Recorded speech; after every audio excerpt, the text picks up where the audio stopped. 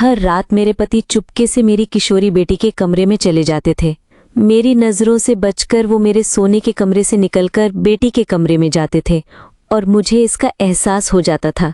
मेरे मन में ये सवाल घूमता रहता था कि आखिर ऐसी क्या वजह हो सकती है कि मेरे पति हर रोज़ देर रात मेरी बेटी के कमरे में जाते हैं। इसी शक के चलते मैंने एक दिन उनका पीछा करने का फैसला किया, ये जानने के लिए कि वो मेरी जवान बेटी के कमरे में जाकर आखिर ऐसा क्या करते हैं। उस रात भी हमेशा की तरह जैसे ही मेरे पति बेटी के कमरे की ओर बढ़े, मैंने अपने मन के शक को दूर करने के लिए उनका पीछा किया। बेटी के कमरे के दरवाजे के पास पहुंचकर जैसे ही मैंने अंदर झांका तो जो नज़ारा देखा उससे मेरे सर पर मानो आसमान टूट पड़ा हो। मेरे पति मेरी बेटी के साथ ही थे। दरअसल हमारी शादी को सिर्फ 1 महीना ही हुआ था और मेरे पति कहने लगे थे कि मैं उन पर बहुत ज़्यादा शक करती हूँ, लेकिन मैं जो अपनी आंखों से देखती थी सिर्फ उसी का विरोध करती थी। जैसे उस दिन सुबह ही मैं नींद से उठकर कमरे से बाहर आई तो देखा कि हमारे घर की नौकरानी मेरे पति को बड़े प्यार से चाय दे रही थी। उस नौकरानी का मेरे पति के प्रति ऐसा मीठा व्यवहार देखकर मेरा पूरा बदन जल उठा था। तब मैं अपना गुस्सा काबू नहीं कर पाई और उसे साफ साफ कह दिया, तुम्हारा काम घर का खाना बनाना और दूसरे काम ठीक से करना है। मेरे पति को खाना देने की जिम्मेदारी मेरी है। तुम्हें इतनी हमदर्दी दिखाकर उन्हें खाना देने की क्या ज़रूरत है? मैं तुम जैसी काम वालियों की नीयत अच्छी तरह समझती हूँ, इसलिए आज से तुम्हें इस घर में काम करने की कोई ज़रूरत नहीं है। मेरे घर का काम मैं खुद संभाल लूँगी, तो कल से आने की कोई ज़रूरत नहीं है। उस दिन वो नौकरानी मेरे पैरों में गिरकर बहुत गिड़गिड़ाई थी ताकि मैं उसे काम से न निकालूं, लेकिन मैंने उसकी एक न सुनी। उस दिन मेरे पति रोहन ने मुझसे कहा, अनन्या, तुमने ये सब क्या शुरू कर दिया है? तुम छोटी छोटी बातों पर शक करने लगी हो। उस नौकरानी को काम से निकालने की क्या ज़रूरत थी? मैंने तो तुम्हारी सहूलियत के लिए ही उसे रखा था। अगर तुम इसी तरह हर बात पर मुझ पर शक करती रहोगी तो तुम्हारे साथ ज़िंदगी बिताना सच में बहुत मुश्किल हो जाएगा। ऐसा नहीं था कि रोहन मुझसे प्यार नहीं करता था, वो मुझसे बहुत प्यार करता था, लेकिन किसी दूसरी औरत के प्रति उसका ये नरम रवैया मुझे बिल्कुल पसंद नहीं था। दरअसल मैंने आपको अपनी ज़िंदगी की एक बड़ी सच्चाई अब तक नहीं बताई है, और वो ये है कि रोहन मेरे दूसरे पति हैं। मेरे पहले पति मेरी बेटी के जन्म के 1 साल बाद ही मुझे और मेरी बेटी को बिना कुछ बताए एक दिन अचानक घर छोड़कर गायब हो गए थे। उनके जाने के बाद मैंने अकेले ही अपनी बेटी को बहुत मुश्किलों से पाला है। मेरी बेटी को अच्छी शिक्षा मिले और वो कभी खुद को अकेला महसूस न करे, इसलिए मैंने उसे एक छात्रावास में रख दिया था ताकि वो दूसरी 5 लड़कियों के साथ मिलकर आज़ादी से जीना सीखे और उसकी पढ़ाई भी अच्छी तरह से हो, क्योंकि मैं जानती थी अगर बेटी मेरे पास रहती तो वो अपने पिता के बारे में तरह तरह के सवाल करती जिनका जवाब देना मेरे लिए संभव नहीं था। मैं उसे कैसे बताती कि उसके पिता किसी दूसरी औरत के साथ नाजायज़ रिश्ते में पड़कर हमें छोड़कर चले गए थे। इसी डर के कारण जब मेरी बेटी थोड़ी बड़ी हुई तो मैंने उसे छात्रावास भेज दिया और उसे कभी ये नहीं जानने दिया कि उसके पिता ने हम दोनों को धोखा दिया था। बेटी के बड़े होने पर मैंने उसे सिर्फ यही बताया था कि पैसों की तंगी के कारण मानसिक तनाव में आकर उसके पिता घर छोड़कर चले गए थे। जब बेटी और बड़ी हो गई तब मैंने रोहन से शादी कर ली। हमारी शादी को अभी 1 महीना ही पूरा हुआ है। मेरी बेटी की उम्र अब 14 साल है। वो दिखने में किसी परी की तरह सुंदर है। उसका रंग बिल्कुल दूध जैसा गोरा है। मेरी बेटी मेरी तरह ही खूबसूरत हुई है। मेरी उम्र अब 34 साल है और रोहन की 35 साल। रोहन और मैं साथ में पढ़ाई करते थे। मेरे अतीत के बारे में सब कुछ जानने के बावजूद रोहन ने अपनी मर्जी से मुझे और मेरी बेटी को अपनाने की इच्छा जताई थी। इसलिए मैंने भी इतना अच्छा मौका हाथ से जाने नहीं दिया, क्योंकि मैं इतने सालों तक अपने पहले पति के लौटने का इंतज़ार करती रही, लेकिन वो वापस नहीं आया। इसलिए मैंने भी अतीत को भुलाकर अपने और अपनी बेटी के भविष्य के बारे में सोचते हुए रोहन से शादी कर ली। मैंने सोचा था कि रोहन से शादी करने के बाद मेरी बेटी को फिर से पिता का प्यार मिलेगा, लेकिन मैं अपने पति और बेटी के बीच कुछ और ही महसूस कर रही थी। क्या ये सिर्फ मेरे मन का वहम था या मेरे पति सच में मेरी बेटी को बुरी नज़र से देखते थे? इस सच्चाई का पता आपको कहानी के अंत में ही चलेगा कि मेरी बेटी के साथ मेरे पति का रिश्ता कितना पवित्र था, या वो मेरी 14 साल की खूबसूरत बेटी को किसी और नज़र से देखते थे। हमारी शादी के पहले महीने तक सब कुछ बिल्कुल सामान्य था। मैंने जैसे प्यार की उम्मीद की थी, मेरे दूसरे पति ने मुझसे उससे भी ज़्यादा प्यार दिया। लेकिन समस्या तब शुरू हुई जब मेरी बेटी 9वीं कक्षा की परीक्षा के बाद छुट्टियों में हमारे घर आई। उसी दिन मैंने अपने पति का असली रूप देखा। बेटी के घर आने पर मैं उसे अपने पास पाकर बहुत खुश थी। लेकिन उस दिन मेरी बेटी ने घर में आते ही अपने पिता को गले लगाकर कहा, रोहन अंकल, मुझे यहाँ लाने के लिए आपका बहुत बहुत धन्यवाद। जैसे ही मेरी बेटी ने मेरे पति को गले लगाया, मेरे पति ने भी उसे प्यार से अपनी बाहों में भर लिया। लेकिन किसी अनजान वजह से उस पल उन दोनों को उस हालत में देखकर मेरे सीने में एक अजीब सी चुभन हुई। मैं अपनी भावनाओं पर काबू नहीं रख सकी और बेटी को थोड़े कठोर स्वर में कहा, स्नेहा, तुम पापा से कैसे बात कर रही हो? वो तुम्हारे अंकल नहीं, तुम्हारे पापा हैं, इसलिए उनसे सम्मान से बात करो और आज से अंकल नहीं, पापा कहकर बुलाना।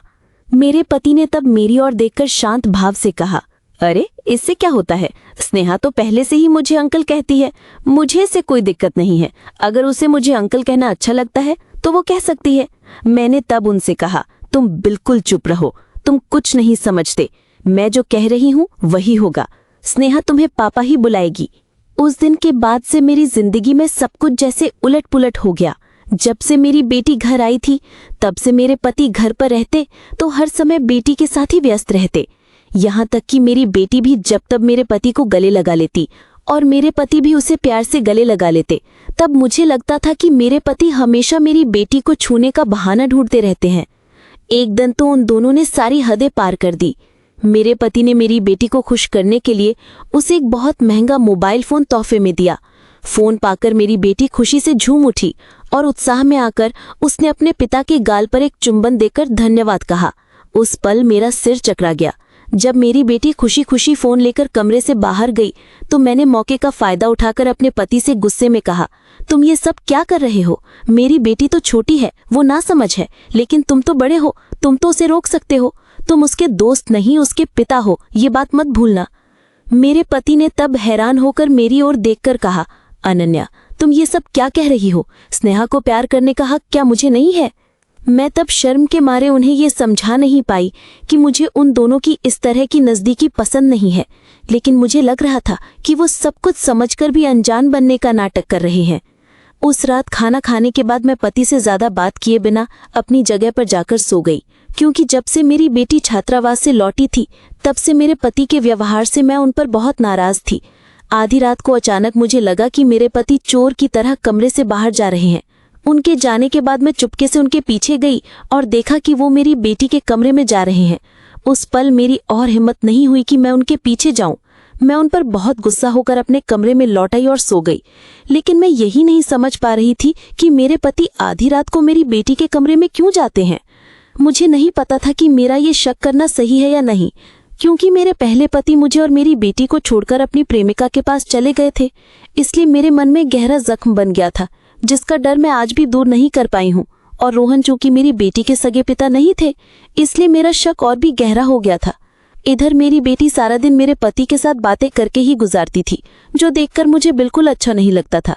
लेकिन मैं उन्हें खुलकर कुछ कह भी नहीं पाती थी कि मुझे उन दोनों की इतनी नज़दीकी पसंद नहीं है, क्योंकि मेरे मन में एक डर था कि अगर मेरे पति मेरी जवान बेटी को देखकर अपनी नीयत बदल लें या उसके साथ अपनी कोई इच्छा पूरी कर लें तो मेरी बेटी की जिंदगी ही बर्बाद हो जाएगी। लेकिन ये बात मैं न तो अपनी बेटी से कह पा रही थी और न ही अपने पति से, और ये डर मेरे मन में दिन ब दिन बढ़ता ही जा रहा था। एक दिन मैं रसोई में खाना बना रही थी, तभी मेरी बेटी अपने कमरे से निकलकर सीधे अपने पिता की गोद में जाकर बैठ गई और उनकी गर्दन में हाथ डालकर लाड से बोली, पापा, छुट्टियों में घर पर बैठे बैठे मेरा मन नहीं लग रहा है, मैं कुछ नया सीखना चाहती हूँ। मेरे पति ने तब बेटी की कमर पर धीरे से हाथ रखकर उसे यकीन दिलाया कि वो उसे साइकिल चलाना सिखा देंगे। जब मेरे पति बेटी की कमर पर हाथ रखकर हंसते हुए उससे बात कर रहे थे तो वो नज़ारा देखकर मुझसे और बर्दाश्त नहीं हुआ। मैं रसोई से बाहर आई और बेटी का हाथ पकड़कर उसे उसके पिता की गोद से हटाते हुए कहा, तू इतनी बड़ी हो गई है फिर भी पापा की गोद में ऐसे बैठी है, तू अब बच्ची नहीं रही, अपनी ये बचकानी आदतें अब छोड़ दे।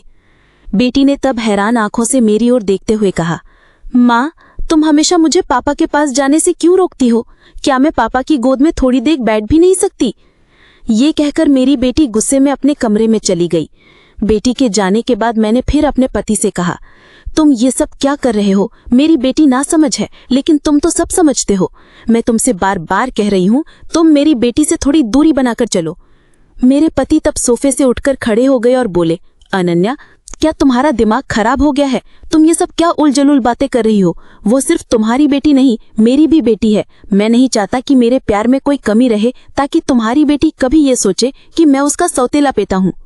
मेरे पति उस दिन गुस्सा होकर मुझसे और कोई बात किए बिना बाहर चले गए। मैं तब पक्का मान चुकी थी कि उनकी नीयत ठीक नहीं है। वो अच्छे इंसान का नाटक कर रहे हैं। वो मेरी बेटी को महंगे तोहफे देकर उसके करीब जाने की कोशिश कर रहे हैं। ये सब मेरे मन की धारणाएं थीं, लेकिन जिस दिन मैंने अपनी आंखों से सच्चाई देखी, उस दिन मेरे पैरों तले जमीन खिसक गई। मेरे पति मेरी बेटी को साइकिल सिखाने के बहाने उसकी कमर और पीठ पर हाथ लगाते थे। जब मेरी बेटी साइकिल चलाते हुए गिर जाती तो वो उसे पकड़ने के बहाने गले लगा लेते। मैं समझती थी कि वो दरअसल गलत इरादे से मेरी बेटी को छूने की कोशिश करते थे, लेकिन मेरी बेटी छोटी होने के कारण ये सब कुछ नहीं समझती थी। उस रात जब मेरे पति ऑफिस से लौटे तो मैंने उनसे अकेले में बात करने का फैसला किया। मैं अब ये सब बर्दाश्त नहीं कर पा रही थी। मैंने उनसे सीधे सीधे पूछा, तुम बार बार मेरी बेटी को छूने की कोशिश क्यों करते हो?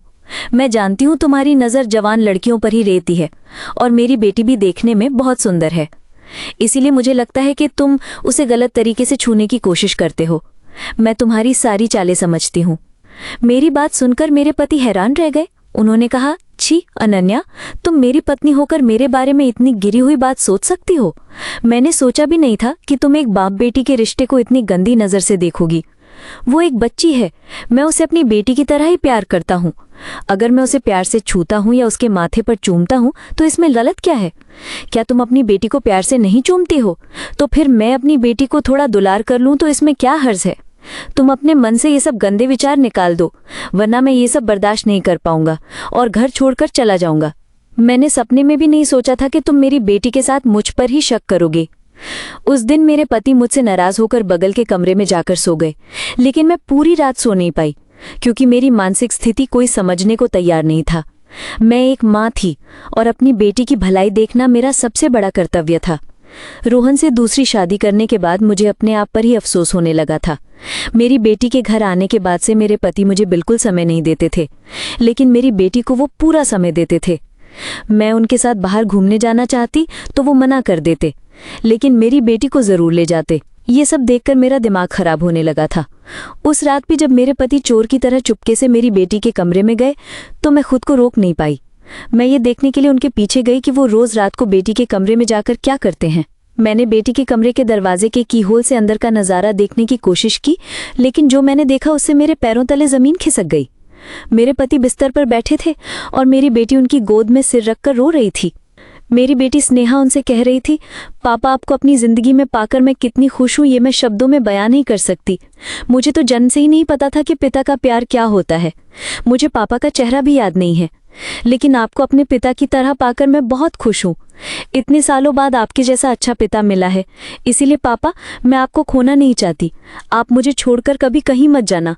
मुझे इतने सालों बाद माँ और पापा एक साथ मिले हैं, इसलिए मैं आप दोनों को छोड़कर अब छात्रावास में नहीं रहना चाहती।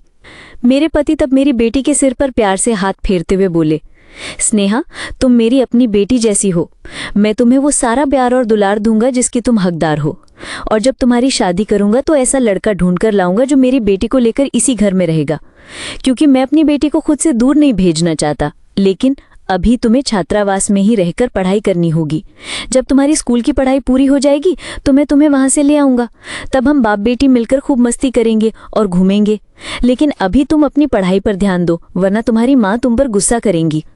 उस समय मेरी बेटी ने अपने पिता से जो सवाल किया उसे सुनकर मैं शर्म से पानी पानी हो गई।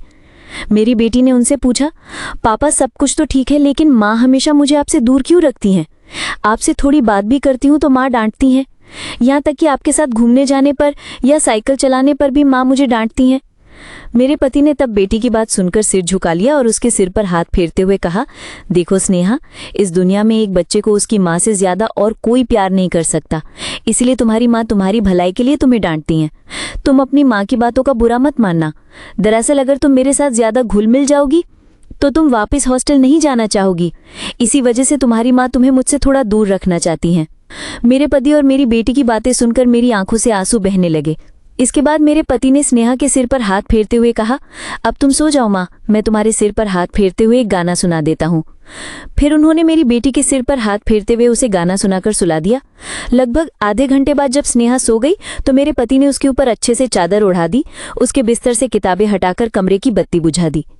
उनके कमरे से बाहर आने से पहले ही मैं वहां से हटकर सोफा के सामने आकर खड़ी हो गई। अंधेरे में मुझे वहां खड़ा देखकर रोहन ने कहा, इतनी रात को तुम यहाँ क्या कर रही हो? मैं तब रोते रोते उनका हाथ पकड़कर बोली, रोहन मुझे माफ कर दो, मैंने तुम्हें बहुत गलत समझा। मैं सोचती थी कि तुम हर रात मेरे पास से उठकर मेरी बेटी के पास उसे गलत तरीके से छूने के लिए जाते हो, लेकिन तुम तो हर रोज मेरी बेटी को गाना सुनाकर सुलाने के लिए उसके कमरे में जाते थे, जो कि मुझे तुम दोनों की नज़दीकी पसंद नहीं थी। इसलिए ये सच्चाई अपनी आंखों से देखने के बाद मुझे खुद पर बहुत शर्म आ रही है। अपनी इस बहुत बड़ी गलतफहमी के लिए मैंने अपने पति से हाथ जोड़कर माफ़ी मांगी।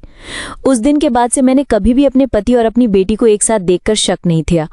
उस दिन मैंने महसूस किया कि अगर किसी रिश्ते में विश्वास ना हो तो उस रिश्ते को निभाना बहुत मुश्किल होता है। शक करके कभी कोई रिश्ता नहीं निभाया जा सकता। पति पत्नी का रिश्ता दोस्ती जैसा होना चाहिए, जहां वो एक दूसरे से खुलकर बात कर सके। अगर मैंने शुरुआत में ही अपने पति से इस बारे में बात कर ली होती तो मेरे मन का शक इतना नहीं बढ़ता। मैं तो मन ही मन अपने पति और बेटी के बारे में बहुत गलत धारणा बना बैठी थी। अब मैं अपनी बेटी की भलाई और उसकी खुशी के लिए उसे वापस छात्रावास नहीं भेजती। क्योंकि मेरी बेटी अपने पिता के साथ रहना पसंद करती है, इसीलिए मैं अब अपनी बेटी और पति के साथ इसी घर में रहती हूँ।